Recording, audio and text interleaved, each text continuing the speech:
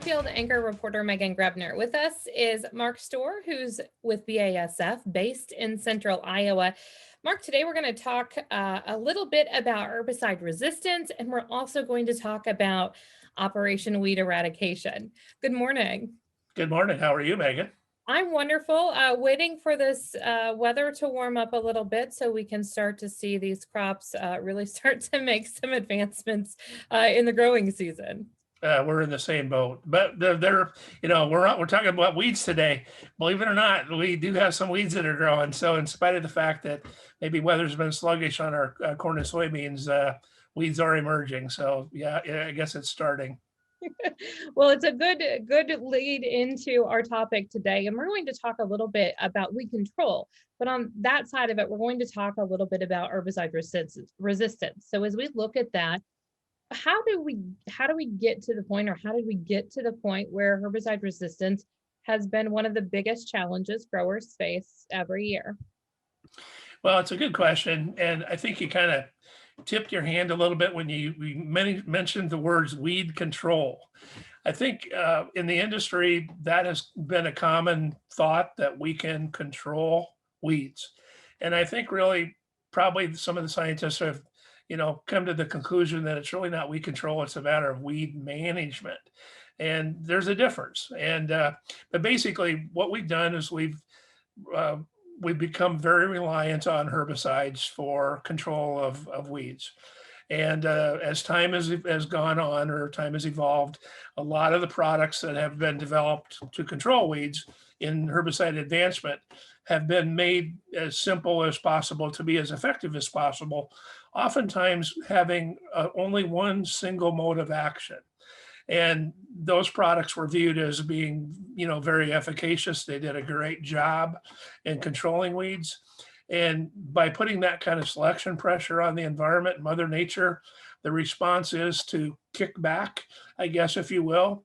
And ultimately, what we have is segments of the weed population out there that don't recognize that herbicide, and then they survive, right? And that's the beginning of your problem. And so that's what we've got. It's happened over a long period of years. This didn't happen overnight, but now we're facing multiple modes of action that some of these weeds are resistant to, particularly the pigweed species. They seem to be some of our more troublesome ones that we talk about all the time. Palmer amaranth and water hemp are probably the weeds that you hear a lot about. Knowing that we have herbicide resistance issues, I would assume that means we have to get a little bit more creative in our control methods. And in comes Operation Weed Eradication from BASF. You're entering into your third year. Talk to me a little bit about what the program is and what it provides growers. Well, what it is really it's a call to action. It's a mindset really to take a look and evaluate your particular program and how you're managing weeds. And we really want to have folks take the time to evaluate what modes of action they're utilizing. It's a bit confusing because we deal in trade names, right? And we can have multiple trade names for herbicides, but unfortunately they may all be linked by a certain mode of action.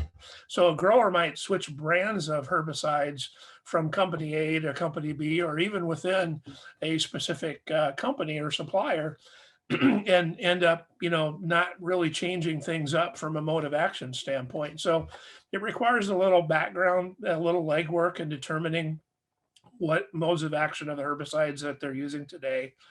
But it's more than that. It's putting them in an integrated system, rotating using multiple modes of action. The university weed scientists have indicated that if you rely on a single mode of action, you're going to be, that's just asking for trouble.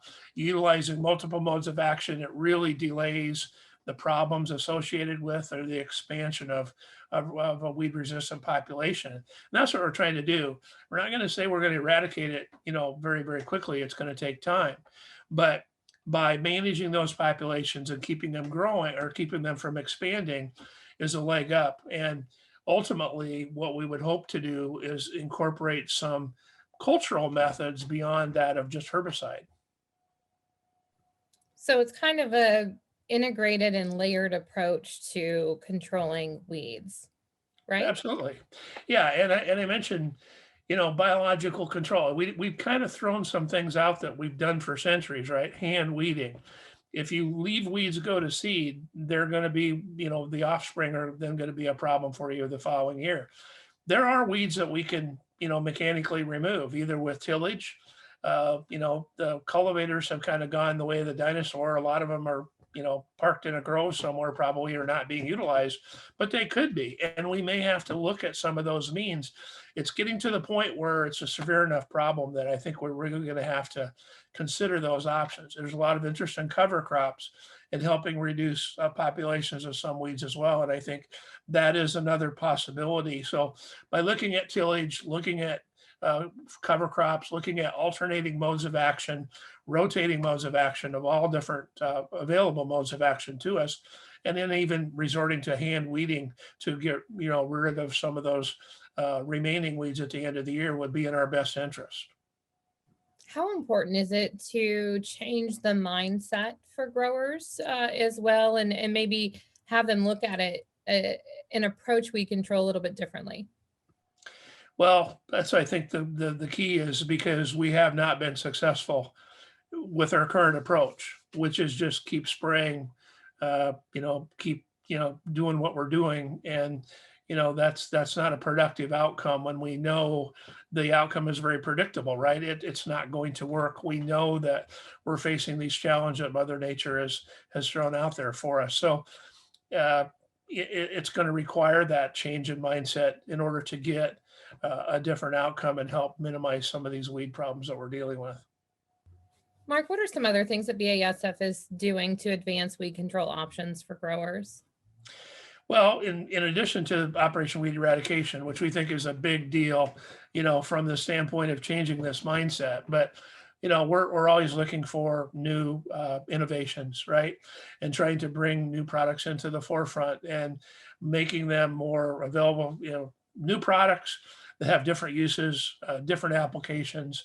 We're still all searching for that, you know, new mode of action, right? Which is very difficult to gather. But I'm confident that scientists like we have at BSF will be able to conquer that challenge as well and offer us additional modes of action down the road. So I think at this point, the big thing is the technology that we offer, that we certainly have a wide portfolio of products to choose from that are kind of the envy of the industry in a lot of ways.